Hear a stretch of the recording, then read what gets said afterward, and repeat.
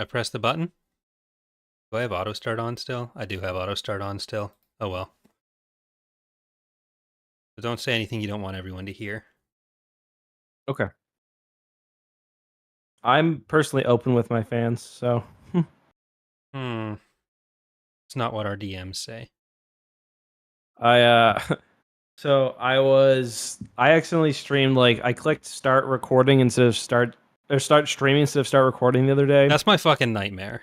But Yeah, well I ended it instantly, but YouTube is I don't know why, but YouTube just I must have had auto start on anyway. I reset my stream key, but the last stream I did was like the Acolyte finale thing. People were like, "Oh god, it's back."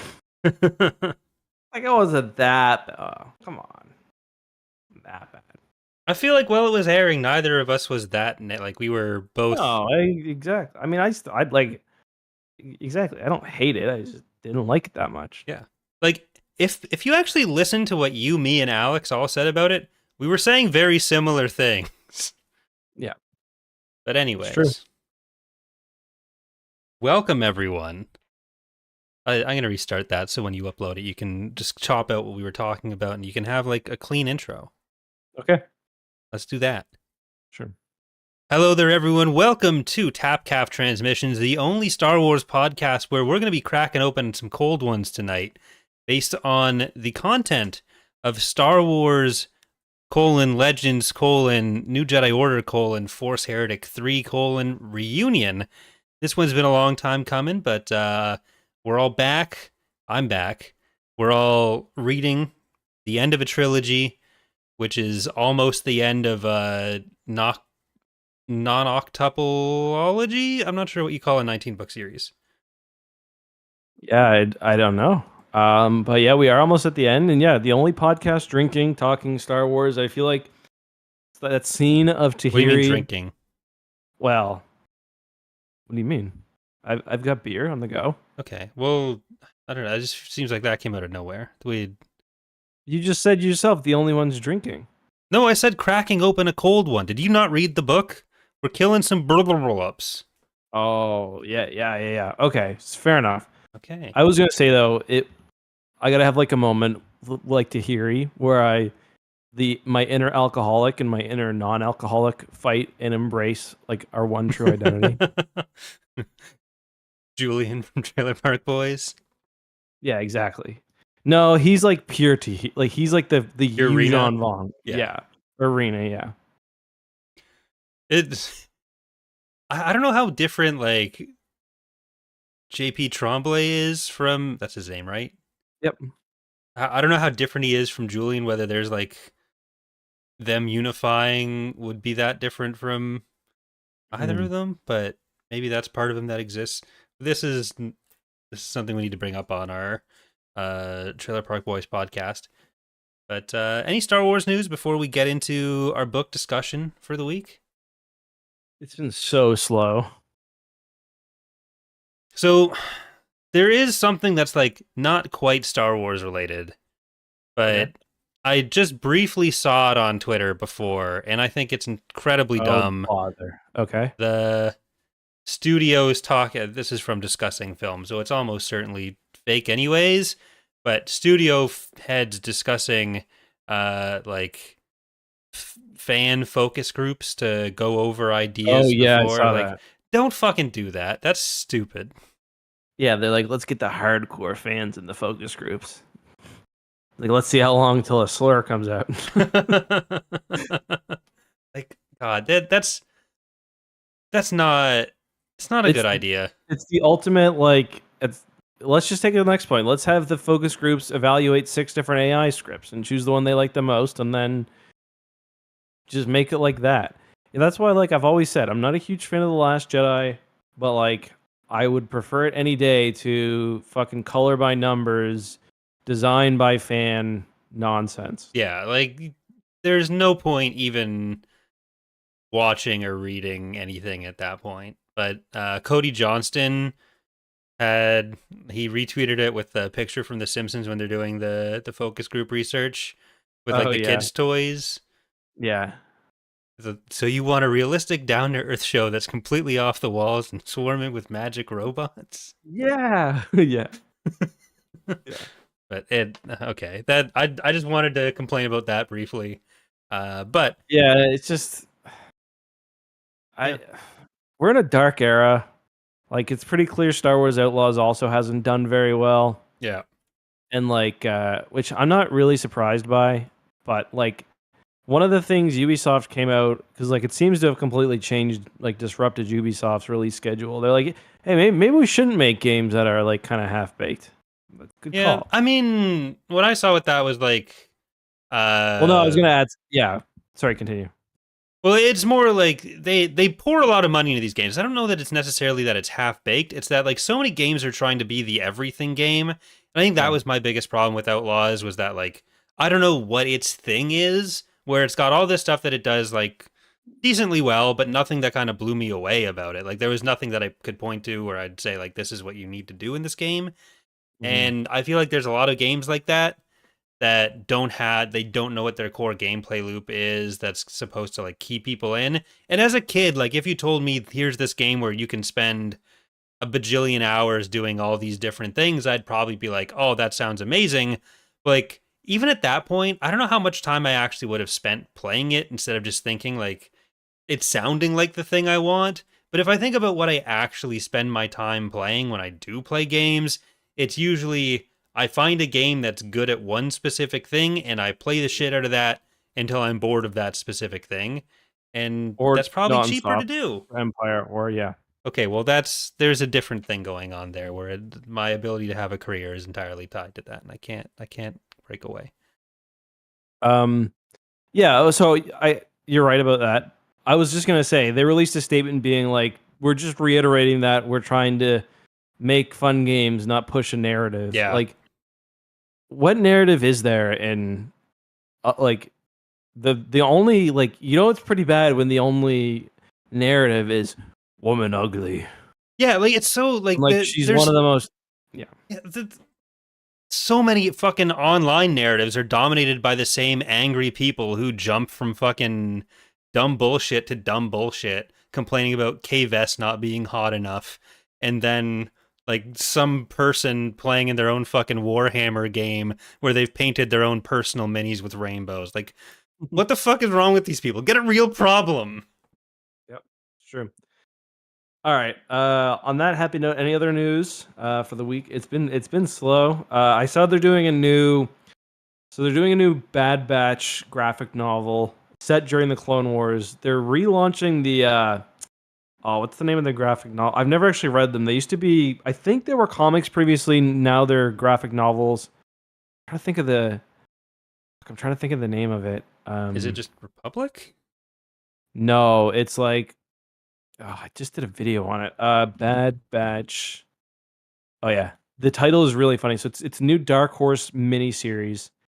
It's called Hunted. Star Wars: Hyperspace Stories dash The Okay. Bad Batch: Ghost Agents. So Hyperspace Stories, I think I'd never read any of them Yeah. before. Was a series of I think comics, but they're doing a new graphic novel thing where each one's going to be based on a specific character. So the first one coming out is Qui-Gon, and that releases in March of next year. So it's Qui-Gon, Obi-Wan, Luke, Leia, Mace, Rey, Grievous, Kylo Ren, and Darth Vader. With the Bad Batch one being a mini series that comes first, so that should be kind of fun anyway. Is it were the hyperspace comics the ones that were on like hyperspace, the like the web portal No, I thing? don't think so. No, Yeah. Well, these are just. It says Star Wars Hyperspace Stories is an ongoing all ages anthology comic book series published by Dark Horse, launched on August 24th, 2022, but it's been relaunched now, starting in 2025. hmm. Well, it'll be nice to see Tech back alive for a bit, maybe. Yeah. The comic the old Hyperspace exclusive, there were lots of good comics of those Yeah, ones. Yeah. yeah. That's where like they had some pretty deep lore pulls in some of them too. Like I think Tremaine gets brought in on some of them with like I was reading a bunch of them for my Order 66 Survivors video when I was doing that, And yeah. Yeah. It's always fun to try to track one of those down. It's like you're like getting PDFs from like notavirus.org. What's going on I here? always fall for that one. Yeah. Got me good. All right. Well, tonight's topic, as we mentioned, is the third and final book of the Force Heretic trilogy, the third last book of the New Jedi Order series. So this is the book where we finally are on Zonama Sekot. So we I mean have, Zonama.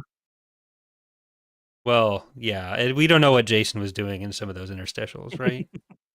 Yeah. You're on He really Zonama. missed his master. So there's the Luke party storyline, which finds Zonama. There's the Han and Leia and Jaina storyline where they go to Esfondia and they kill the Berberlips, Yeah, which they has kill like, literally a dozen sentient beings. they didn't know any better. It was fine. Everyone got over it pretty quickly. Yeah. They're pretty chill about it. Kind of like a sub story in that is Tahiri's, which I thought was really good. I really like that storyline, where she's dealing with how to fully reconcile her Vong formed personality of Rena with the Tahiri that we'd known before, get through some of that psychic damage. And then finally, we have a bit more on the Nominor storyline, and the Shamed One revolt that's going on, the Jedi heresy. I think that's probably the easiest or the simplest one. But before we jump into that, maybe we'll talk about that one first. But what are your overall thoughts coming out of Reunion? I didn't think I was gonna be able to get done because my Kindle broke. But I do have to give a shout out because I know a lot of people enjoy. I'm tempted not to do it, but I mean they already have a lot of views. There's a channel on YouTube that's been uploading. So these books never got full audio releases, as far as I know. But there's ones on YouTube, which I believe were initially created for blind people through like the Library of Congress or something. But they're full length audiobooks, so those are up there. So I want to give a shout out to what's the channel name. They've got Hidden Gems. Hidden Gems. They've got like pretty much all the Star Wars. Listen, it's Disney. You know they got their money. If you want to listen to some audiobooks, I think you should. I mean, it's Del Rey that you're really taking the money Yeah, from there. I don't care. I'm good. Okay, I'm just saying we're gotta give. My thought is, no, you're right. Once they make it available, I think those books should come down publicly because right now the only way you can get them, I think, is by applying to the Library of Congress. But you know, that's difficult, I imagine. So yeah, and who wants to go to a library, even one of Congress anymore? Libraries are lame. Yeah, no, they're not lame. They're not lame. Good public. Our local library was closed for a strike, and there were so many times where I was like, "Oh, I'll take the kids to the." Oh, wait. Justin coming out against workers and unions, apparently. No, I was beeping at those guys hard every time I drove by. Is that understood to be positive? Is that like, yeah? As a non-car driver myself, I don't know. Yes. Okay. Anytime you see unions, you beep at them, they all go wild, or strikes. I mean, pick the picket line. Plus, that one specifically had a beep. I mean, probably because they're librarians. The guy had a clever sign every day, like some sort of pun or whatever. That's what I like to see. That's the effective organizing at work. Yeah. Puns. Oh, I've got like a hair in my eye, and I hate it. But Nominor is someone who also has something in his eye, a Plaren bowl, and he almost gets to use it in this book. We don't see too much of that, but he uses it once. He does use it once. Does that happen in? Yeah, because he uses it on the. He uses it. So Nominor is still running his little grift. Nominor is a grift tuber, and he gets attacked in the middle of the night. He gets betrayed, and yeah, he does use his snake thing to spit acid at the first one who attacks him. I'm pretty sure. And it's too bad because like he's just out there trying to sell his shitty lightsabers, maybe like every else. Last book, but I'm pretty sure he does. I thought he tried to use it, but then it didn't go off because they were like holding his eye shut. But yeah, maybe. Usage. because Shunmi, one of his longtime big supporters, turns against him and hopes to replace him, basically. But Yep. thanks to the not so timely intervention of the warrior that he's had protecting him in Kunra, he's able to survive. But the biggest things that happen in this book with that movement is that we see a lot more inside of Shimra's court because he's Yep. got his new spy Nagala, who is a kind of high She's up in hardcore. the deception sect, and she's like fully into the movement here. She's a true believer, even in Being alive on Nominor. Twitch. Yeah. But Are you all right, dude? yeah, but Do you there need some time in the embrace of pain? I've been in the You embrace of stretched out pain. a little bit. I was in France last week, and our flight home was on Tuesday. Mhm. So I'm always in the embrace of pain, embrace of pain on planes, embrace of planes, and so we had a smooth flight there, so I was starting to come down from the pure plane anxiety I'd gotten from the last time I was visiting you, where the fucking plane was about to be blown off the runway before we even left, and East Coast, baby.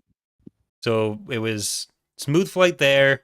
Starts off fairly smooth heading back, but then there's a fucking alarm that starts going off halfway over the Atlantic Ocean, and like a sign starts flashing, and the like flight crew starts running up and down the aisles, and like, okay, this is not what you want to see. I No. think it was just like smoke detector in the bathroom or something, Mhm. but I can't be sure about that. They're not telling No. us anything, and No. any slight turbulence, and I just get like, uh. So that was absolutely the embrace of plane for me. So I don't need anything else, right? I just need to keep. There was like a family behind us though that was coughing the whole way, so Uh, I'm a little bit worried about that. But last time I anyway, took last time I took the kids to Toronto this past summer, we had turbulence on the way back, and August was loving it. It was like a roller coaster. your child's a psychopath. I'm sorry. I find turbulence fun too, man. Like I know that turbulence isn't a problem, but Yeah. the way like it gives me an actual weird feeling. Yeah. I don't know how to Well, I explain. Like, think it's not like anxiety just is the like anxiety, but almost by definition not logical. So yeah. But like, it's gotten to the point where I've been on planes enough that the jostling in like terrestrial vehicles, which I know are less safe anyways, reminds me of turbulence, and then I feel worse in them. So it's yeah, I don't yeah. But Nominor, he hasn't had a flight recently because he's stuck on the undercity of Coruscant. Uh, Mhm. but they're able to set up uh, some of his old rivals as as people who are supporting the heresy. Shimmer's trying to figure out who's responsible for all this. Set a couple of these like kind of minor players, they get killed, and it's really like Their Nominor's families in get his killed. yeah he's in the He's in his petty brat era. yeah he's He's acting extremely cunty. wow okay well, disavow can't say those can't say that. Oh yeah, it's on your channel too. Mm-hmm. But yeah, so he kills these two people who are like, no one's gonna give a shit, really. But then after that, when they're trying to set up one of the higher players, uh, Shimra turns out knows Nagala has been doing this because she's been doing so much of the heavy lifting for the heresy lately, and Yep. she gets she's about to get killed, but then she takes a nice cyanide pill. So Yeah, she gets her ass tossed in a pit. Um, yeah, and the heresy is sort of starting to fall apart, which is, I think they got to be more patient. Like he's been at this for a few months, and they're like, "How come we haven't overthrown all of our million-year society yet?" Like, bro, chill. Like yeah, we made it through the intergalactic void on the world ships, and that wasn't enough. Like, give it some time, man. yeah, like I feel like even if Nominor actually believed in what they were doing, just immediately killing Shimra would still not necessarily be the best idea. Like, I Yeah. think there's a And way that's to even sell what he that. says too. He even says that. Yeah. Yeah. So I think he's on the right track there. But I like in a vacuum, I think it would have been nice for someone like Nagala to take over the heresy from Nominor by the Mhm. end. But Yeah, because then we could have she's had maybe dead. some of the Yuuzhan Vong around after. Yeah, well, Although I guess we meet other allies as well, but yeah, well, they do kind of set it up for that to be possible, but it yeah. doesn't go anywhere. Spoiler alert. Speaking of Yuuzhan Vong going somewhere, Hmm, we're about to meet what some might call a rogue planet. hmm. And again, Rogue Planet came out 3 years before this book. Yeah, we should read that. Maybe we should take a break and read that at some point. We'll talk about that at the end. I got something to ask you, but yeah. So, anything else You don't with hear what I Nominor gotta that we deal want to with? say before You don't we? hear what I gotta deal with? This fucking limp-wristed mumbler. Let's talk about. Let's talk about. Well, what I was gonna say was like we could do that, but I looked at the length of Final Prophecy, the next book, and it's Mhm. only like 250 pages. Okay. Is that a thing you think we could do next week? Let me see. Let me look at my schedule. Why? Do you have something planned for the subsequent week? Well, I was just thinking if we do that next week, then we do Invasion, like the final Invasion stuff the week after, and then like another book 2 weeks after that, whether it's Glass Abyss or whether it's something else. It turns Hmm. out Glass Abyss is actually fairly long, but there's an audiobook for it. Hmm. I'll think about it. It's a maybe because I could do my audiobook probably. Because again, very short book for that one. It's like What's next 150 one? pages left. Final Prophecy is next.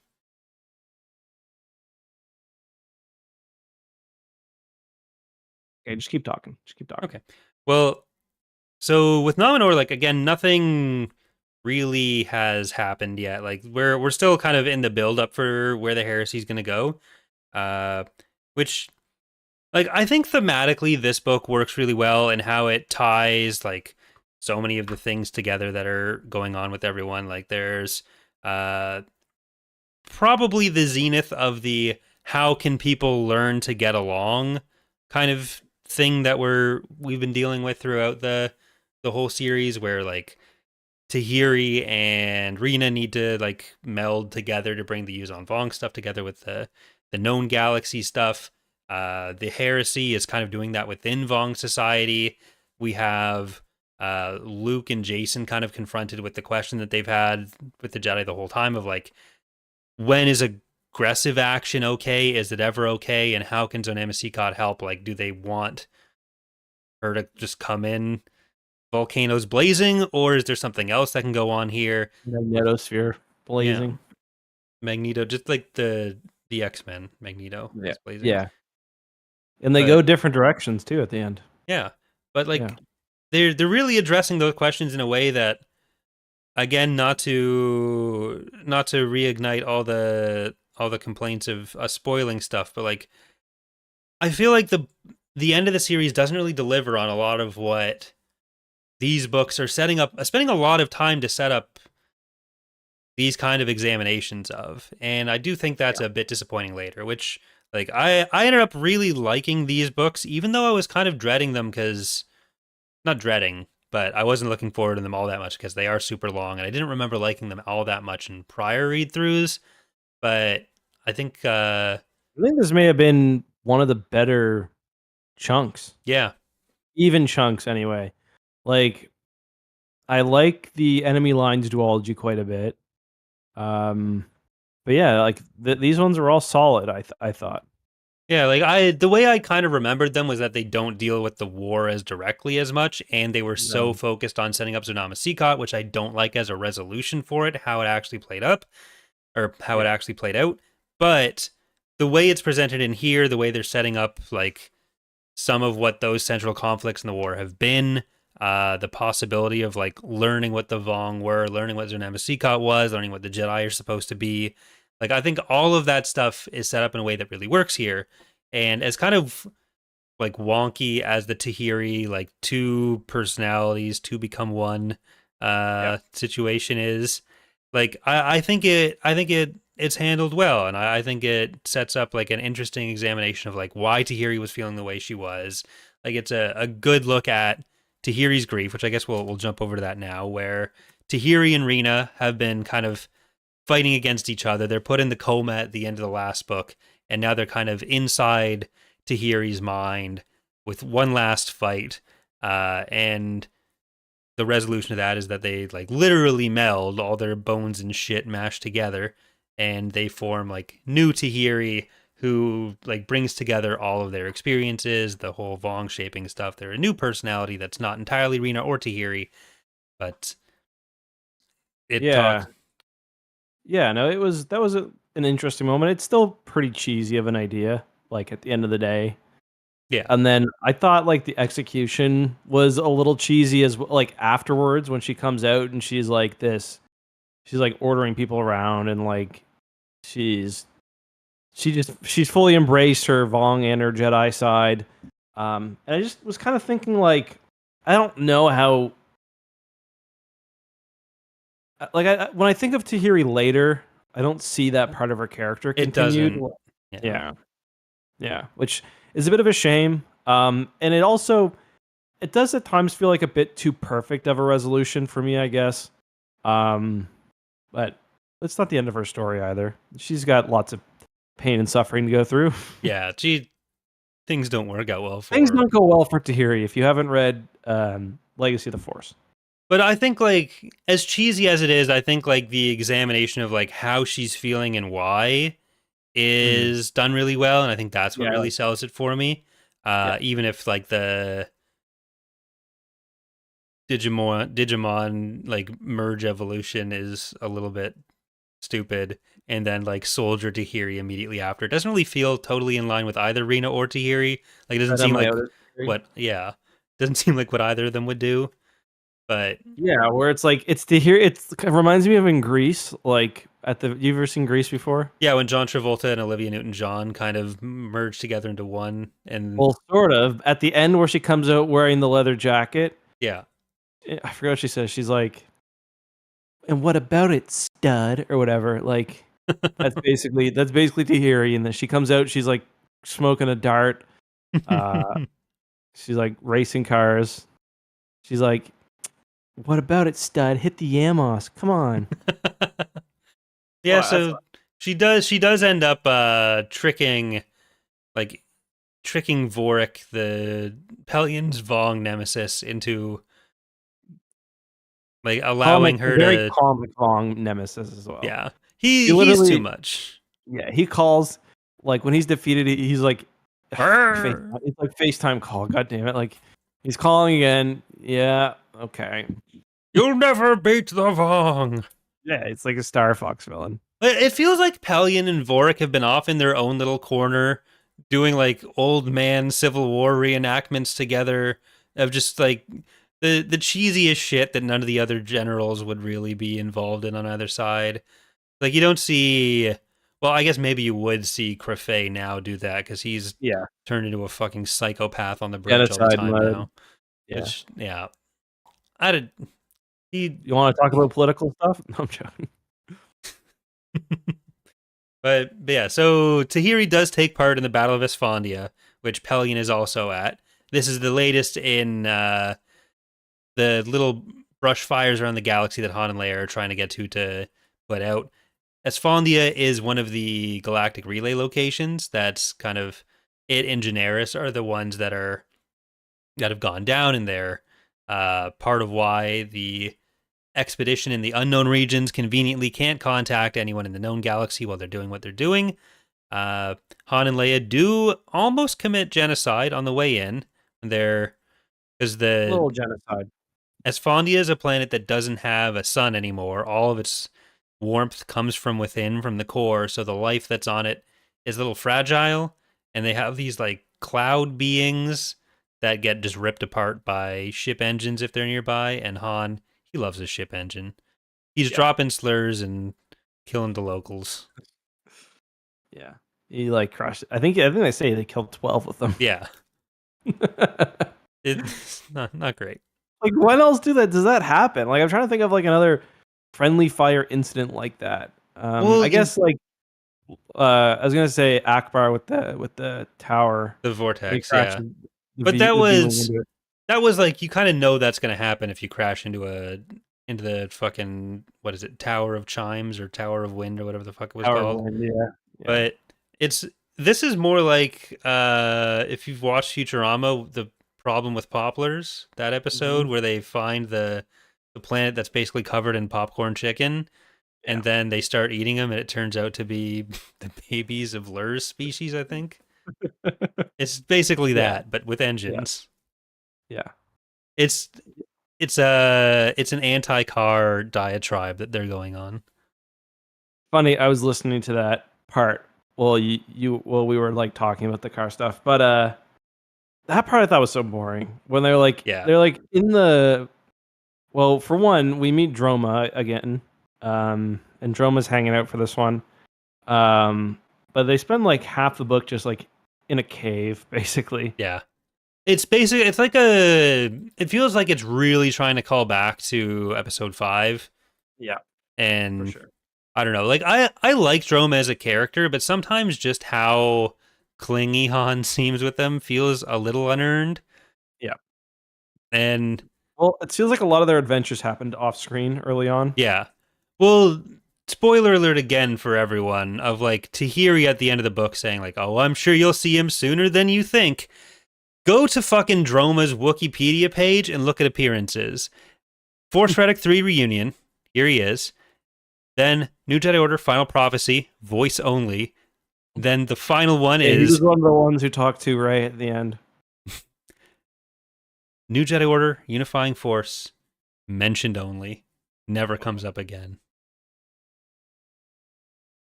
Yeah. Yep. Tahiri's a fucking liar. I don't know what to tell you. Maybe off screen also, like after the Vong War, Han and Droma hang out a lot. But or he's in every book and it's just no one talks about him or sees him again because the Rainer's so good at getting ignored. Maybe that's Mhm. what it is. Yeah. Yeah. Could be. Did really anything interesting happen with Han and Leia in this book? Well, Droma, as he always does, was he kind of stepped in for like as a Chewbacca, a new Chewbacca, Yeah.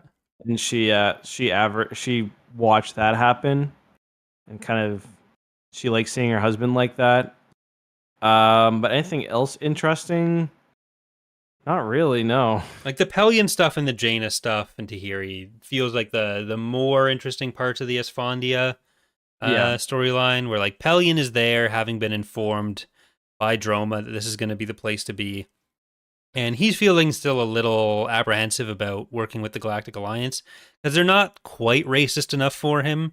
Like they're a little racist, but not quite Yeah. enough for him, and he's not Yeah. sure if he's wanted.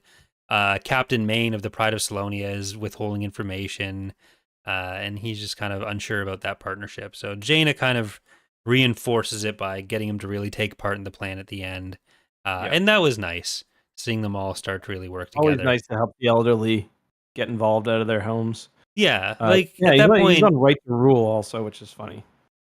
yeah, like if they're not active, then they're like that's when people of Pellion's vintage are more likely.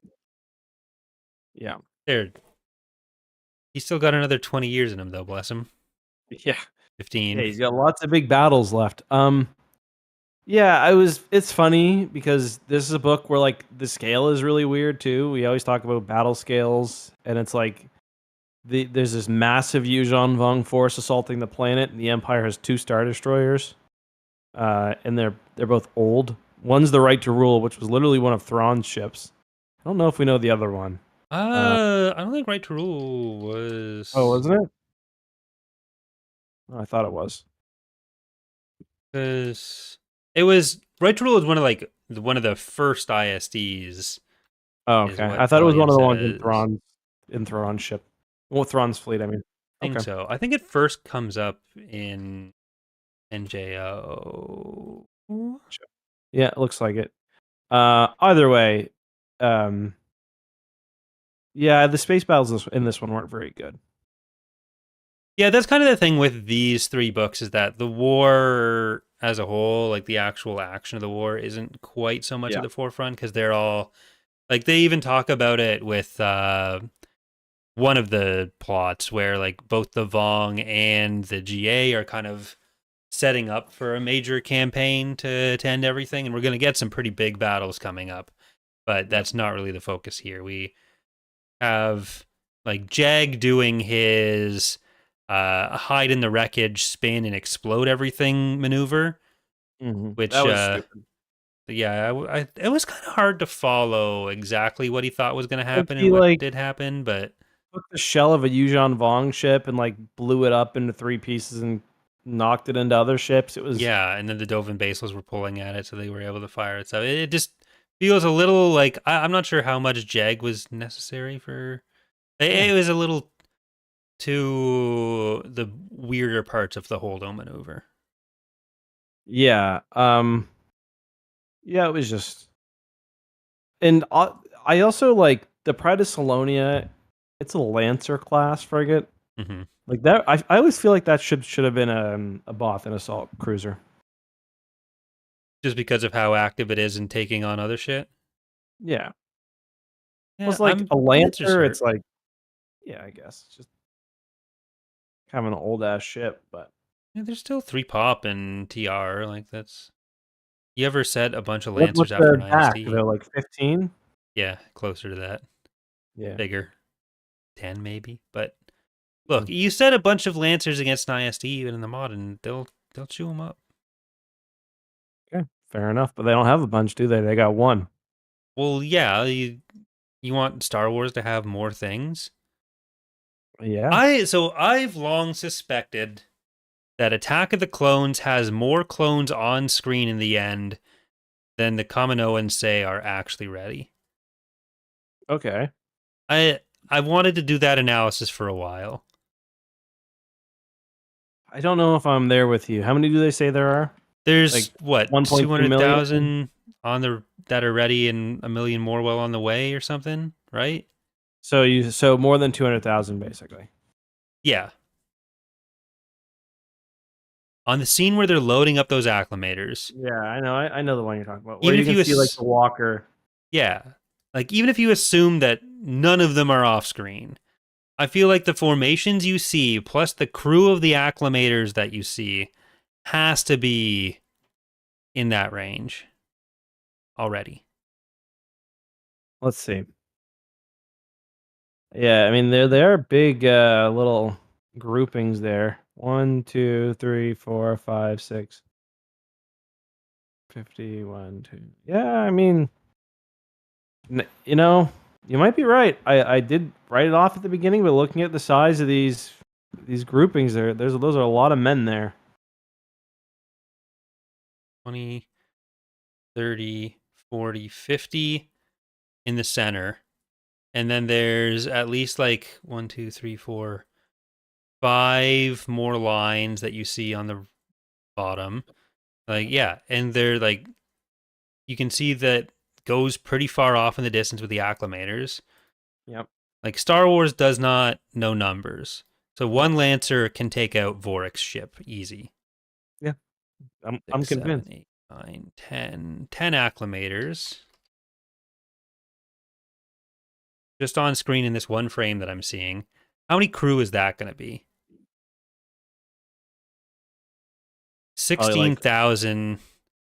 The crew of the acclimators alone, I guess it says passengers, but so yeah. The crew numbers never made sense for the clones. Like yeah. it just yeah. Anyways, so yeah, if a Lancer wants to do this stuff, why the hell not? If Mon Ramana wants to fight Razor's Kiss 16 Star and Destroyers and Iron Super Star Fist, Destroyers. yeah, like Yeah. fucking go for it, bud. What do you? Yeah, but it was moving fast, okay? Glancing shots, glancing shots. It was rolling, so only one could shoot it at a time. It was beautiful strategy. Beautiful strategy. He's the fish man doing it. Come on, Brony. The way Han Solo fights battles, if they're gonna shoot you, don't get shot. Don't get shot. True. There you go. Yeah. So with Han and Leia, I think we talked about a lot there that there is to talk about. Palian as well. Uh, I Rena think the and big Tahiri. start of this book is that we're on Sekot, Zonama Sekot for the first time. Yep. The living planet that they've been looking for a while. Yep. We get there, and it's shocker. The Yuuzhan Vong have also discovered it, but Zonoma Sekot can also protect itself, so it's doing that. Yeah, we get a little bit of an opening battle, like you say, a lot of references to the Rogue Planet novel by Sean. No, someone else. It's not one of the authors of this book, which I used to think it was. Mm. Is it Greg Keyes? No, that's Final Prophecy. It's Greg Bear. I was gonna actually say Greg Bear. I don't know why. Well, you would He have been writes right if Halo you stuff had. too. I think. He did what? I think he writes Halo books too. Greg I Bear. thought Greg Keyes did, but that might just be because of Captain Yeah, Keyes. it could be that I'm mixed up. Like, did Greg Keyes, who wrote Fall of Reach? Oh, that That's was Eric Nyland. Never mind. yeah, Eric Nyland. Yeah, Greg Keyes, Halo? No. yeah. Greg Bear wrote he wrote the Forerunner trilogy, which is like one of the big ones. Hmm. Damn, he died. I didn't realize. Rest in peace, King. Peace. I didn't like the Forerunner trilogy, but almost everyone else did. So. Hmm. Oh, that was only 2 years ago, too. Yep. Damn. I'm in my Stephen King era right now. How many of his books have you read? I've read a couple of the short stories, and I'm reading Pet Cemetery right now, and I think after that I'm gonna do maybe The Shining. Not sure. My friends and I in university, we tried to do like a book club kind of thing because we all wanted to read more outside of what we needed to do for classes. And I think we got through 2 books. One was Flowers for Algernon, which is actually really good. But And that's not a book. That's like yeah. Well, we 10 weren't pages that long. committed. It's longer than that. I mean, I knocked it out in I like think two I read hours. Flowers for Algernon in like 2 hours. Yeah. Yeah. And the other thing we read was Misery. Misery good? I've never read it. I enjoyed it, but I mean, it's a little too masturbatory. Yeah, I've heard that before. Well, similar things with my mom telling me, so she didn't use the word masturbatory, but I read it like Pet Cemetery. I read it as a kid. I'm like, okay, scary. Like when you're a kid, it's like him coming back as a little zombie demon thing is scary. Now as a kid, it's just like, and now as an adult, it's just pure dread. The whole book, you know, it's coming. And I think even at the beginning, it's like, oh, little Gage, it was his last year of life. And you're like, oh, fuck. To get nailed by a truck. So stay with me on this. I might take some flack for this, but Misery is to books what Piano Man is to songs. I've never read it. I've only seen the movie, but yeah, but that based on what you said, yeah, that sounds perfectly right. That's just I was more expecting pushback on the Piano Man, like any even No, slight criticism of Piano Man being also entirely masturbatory would have been no, yeah, it's. good song. Mm, Nothing against Billy Joel, just I mean, it's fine. it's a song he wrote about how great he is and how everyone loves him. Yeah, yeah. I go to the bars and play music, and people can't help but just scream at me. But maybe we should write or read one of the horror books in October. The Death Troopers ones. People Yeah, do ask for that every Halloween, so maybe we should do that. yeah. We'll talk about that at the end of the episode. But Rogue Let's head Planet that direction. or Zonama Sekot, we're there. They get so Zonama fights off the Vong invasion, and they're so everyone on the planet should know, like the Yuzon Vong know they're here, but they kind of associate the Vong being there with like the Jedi being there, and like everyone who's coming is a problem. And like I kind of like the parallels they're kind of trying to set up to the Yuzon Vong and like finding out there needs to be a way that they can coexist and not just hide from the galaxy, and like maybe there's problems with them coming, but like and you can work that out some way. But as we find out later, Sekot has decided it's time to test these guys. So there's some kidnappings that happen.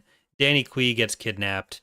The And she gets like, Magister gets they're kidnapped. not at all adequately concerned with how injured she is. Eh, She gets smacked on the head with a blunt object and is knocked out for like a day. but Jason uses the Force to make sure it's fine. Sort of sometimes. Um, Nothing bad was going to happen. there's also the scientist who, like, the only thing that they have to say about her is that she's old. Yeah. Soren Haggerty has no longer got anything left to do. Okay, just a reminder, old. She really, her presence was unnecessary basically since they left the Empire. Mm-hmm. Like they get to the Chiss planet, it's like, Dr. Haggerty, what can you tell us? They're blue. Yeah, and then she meets more blue people here because the Faroans are blue as well. Star Wars loves itself some blue aliens. Yep. Were they so Faroans? Do we ever find out where they were originally? No, are you wondering if they're like stranded Chiss or something? I'm wondering why the fuck they all spoke basic immediately. Yeah, I was wondering that too. Because Star Wars, okay, Pharaoh, it is its own thing. Okay, cool. It's in the Illusurivimverasi sector. You didn't know that? I did not. Where the fuck is that? Okay. Oh, it's on the map. It's just labeled I sector. Fair enough. I sector. It's You near sector. the Sith worlds. Sector together strong. Yeah, so they get there. The locals, the Faroans are really bad hosts right away. The two that are escorting them to the village they're assholes. Yeah, they're really rude. Even though like every Jedi they've met has been pretty chill. Mm-hmm. I guess Luke, or Anakin, a little less chill, but like still pretty chill. He was less chill in a way that they liked, because Yeah, like when they finally meet the Magister, Luke Jabbath is like, "Oh, I love little Anakin. How's he doing these days?" And Luke's like, "He was not a nice man." And Jabbath doesn't like people speaking out against Anakin Skywalker. Like, oh, maybe sometimes that's what you got to do. I feel like they didn't really nail down his age very well. Anakin? Yeah, Wasn't. What do you mean? I thought he was supposed to be like a kid during this. He was. Okay. And he force jokes a bitch. Yeah, I think he does that in Rogue Planet. Like, I think sure, that. I'm sure he does. All I remember from that is, isn't his ship called Jabbatha too? Like, isn't that what they call that the ship he gets? Isn't that the Jabbatha? Yeah. Or Because I yeah, feel like yeah. they really didn't talk about that very much. Like, so Zonama Sekot makes these starships. Like they're like they're kind of like Yuuzhan Vong technology, really. Yeah. And Jabbatha's one of them. And that's one of the things that I remember from that story as a kid, partially because there was a big picture of Jabbatha in the new Essential Guide to Yeah. Vehicles and Vessels. And it does not look like what you'd expect. No. It looks like a green. It looks like a metal ship rather than a Yeah. living thing. Which is Yeah, I'm looking at the pictures now. Like it's got like intake, like exhaust. and it's got plating. Or plating, yeah. Yeah. Okay, maybe there's something we're missing with us. I do want to do a video on all of Anakin's ships though. Because like Ozzy Angel doesn't get the respect it deserves anymore. I feel like that was one of the things in that book, maybe. Ozzy I definitely Angel? had a book. No, I definitely had a book growing up that like had each one of Anakin's ships on it. When has that stopped us from making a video on stuff? Never. I'm just saying, your job might be even easier than you know. Yeah. Get the yellow Delta 7. yet. Azure Angel 2. Where is Azure Angel 2 even on? What's that from one of the video games? It is from Jedi Trial. And then it's in some comics. Is the first one broken in the Clone Wars? I don't remember. Like in the miniseries? I don't know if I anything can't actually. remember if it crashes on Yavin or something. Yes. No. Yeah. Yeah, she just Ventress destroys it. Mm. So I need a new one. Yeah. I really wish that one had made the jump over to the Clone Wars Yeah. cartoon, though. That would have been Yeah, it was a really nice. cool design. But yeah, so Sekot makes living ships. Anakin had a lot of seed partners. He had 12 little seedlings that stick to him. It's like walking through a forest and however many of the burrs from like how many burrs you come out of the forest with, that's how strong you are in the force and Yeah. how good your ship is going to be.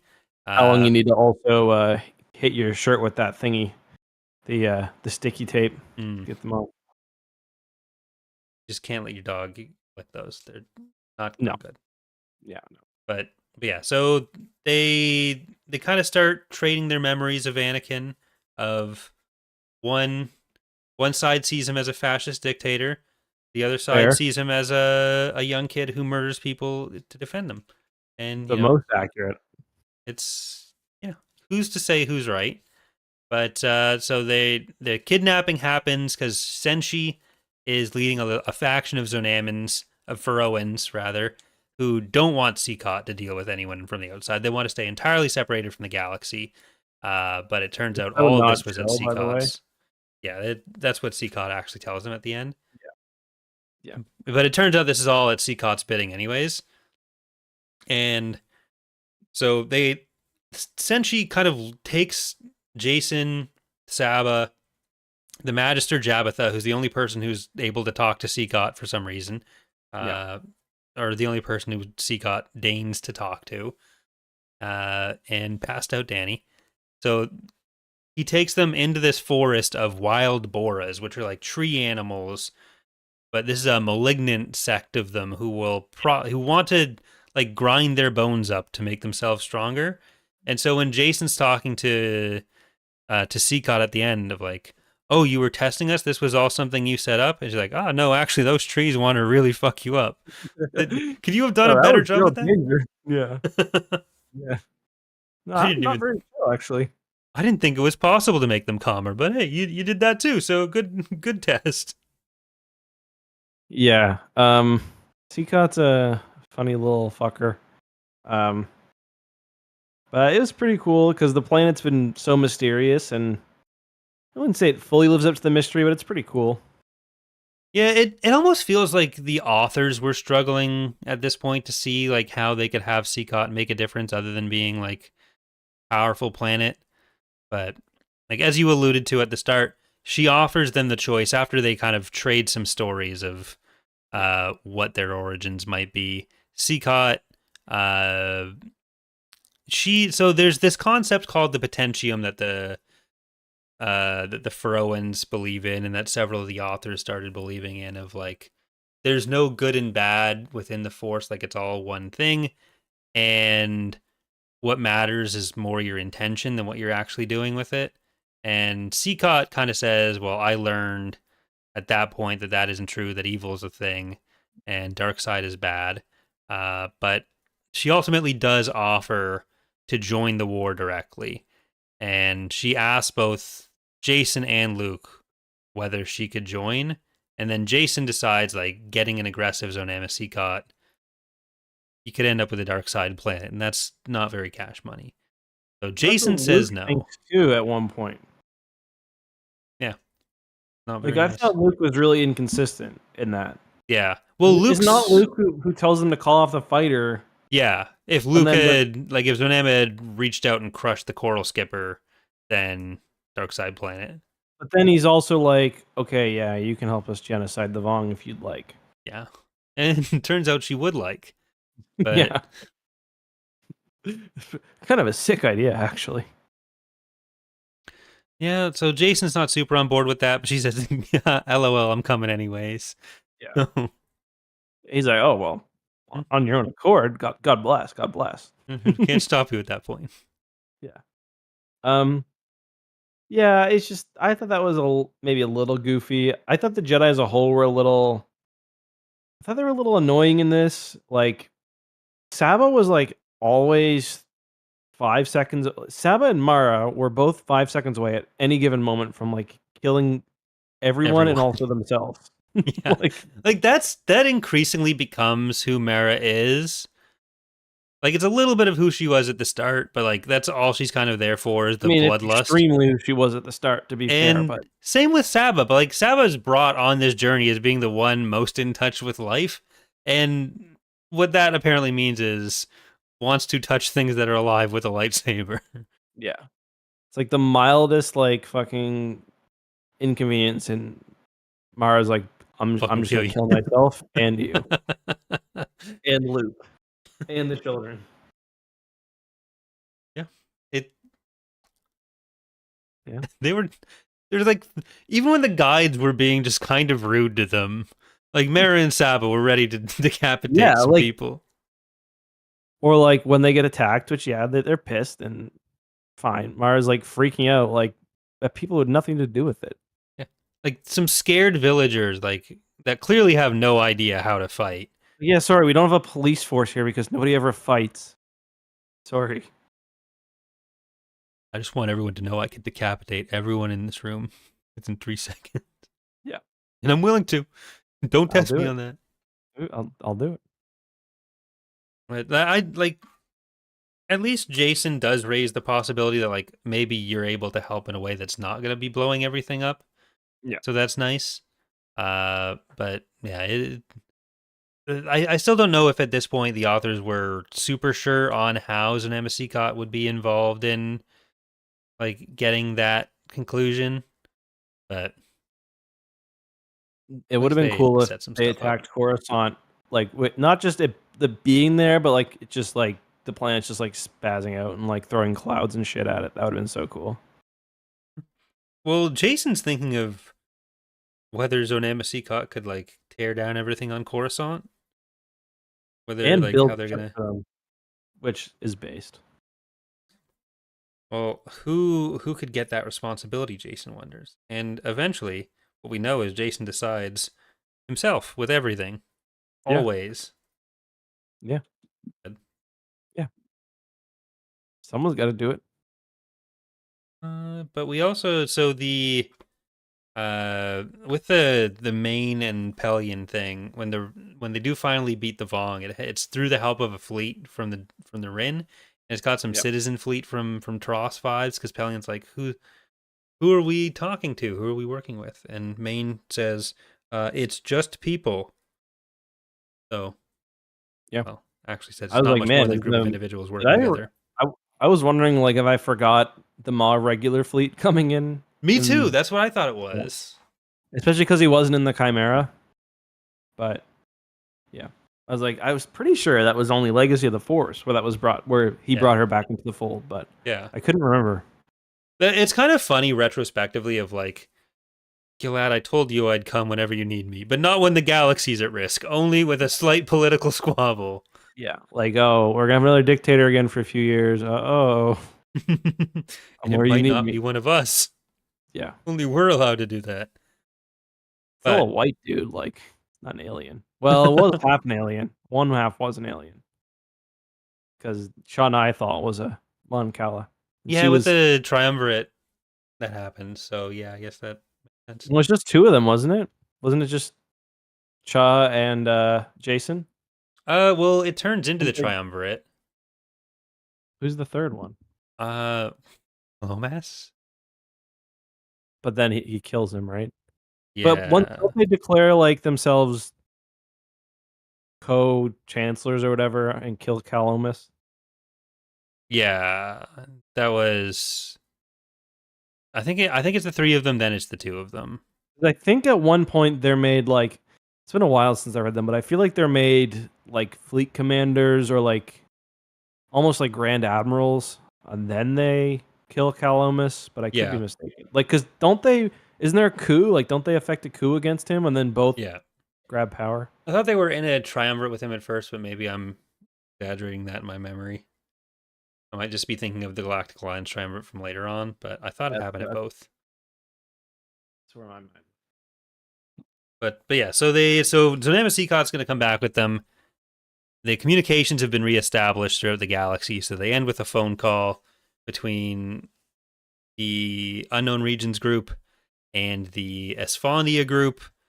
And it's kind of like this trilogy is kind of just setting up for the end game, setting up for like the things that are going to be important heading into the final two books. So there's the Name of Sekot stuff, the collaboration between the New Republic and the Empire to make the Galactic Alliance, and the like how the heresy and like how can we all learn to work together. We have everything, all the ingredients for the end of a series. Yeah, it's pretty clear how the war is going as well. Yeah, they're starting to be on the right side of history for the Galactic Alliance, at least. Mm-hmm.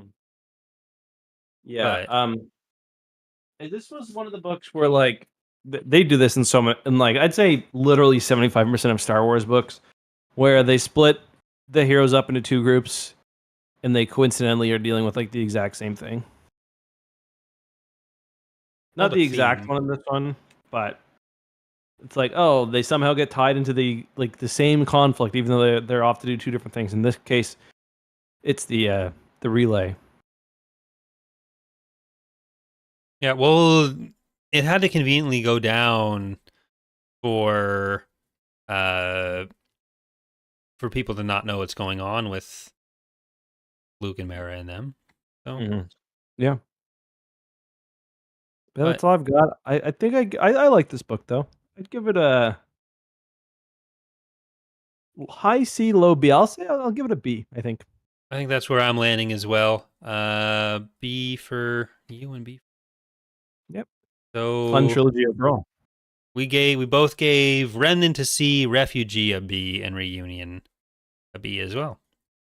So good In trilogy. hindsight, I might even move the first one up to a B. I think. Yeah, you're gonna do that Yeah, I'm gonna do retroactively. that. Yep. Okay. So let's see. How are we doing for NJO so far? What was our lowest NJO? Balance point was your lowest. Mm-hmm. That was a D for you, I believe. Yeah, I have it as a C. I don't Mm-hmm. think I gave any of the NJOs below a 3, but I have a lot of 3s in there. Yep. And you gave Star by Star an S, right? Star by Star, I gave a B. Oh, really? Yep. Thought it was one of your favorites. It's one of the most important to me, but like I don't think it's necessarily one of the best. Okay. Traitor is my S in Okay. Yeah, that's NJO. right. Right. And I think me giving Traitor an S is the only NJO S we have. Mm-hmm. You gave it an A. We both gave Edge of Victory Conquest an A. You gave Dark Tide Onslaught an A. And I think that's, yeah. B, I think, has been our average for NJO. Mm-hmm. Like Yeah. a lot of C's, but a lot of B's, some A's, only one D. Yeah. Countered by the S. Yes. So that all works out. Yeah. But with that, so next week, either Final Prophecy or Invasion Comics, finish off the Invasion Mm-hmm. Comics. Mm-hmm. Try to do the book. Hmm. I think it's doable. So if we do Invasion next week, Yeah. then we do Final Prophecy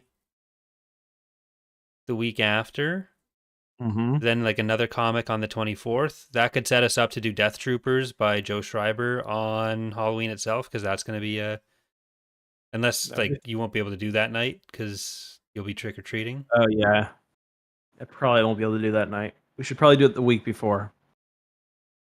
Okay. So, well, if we do it the week before, then it would make sense to do Final Prophecy next week and then Invasion Comics the week in between.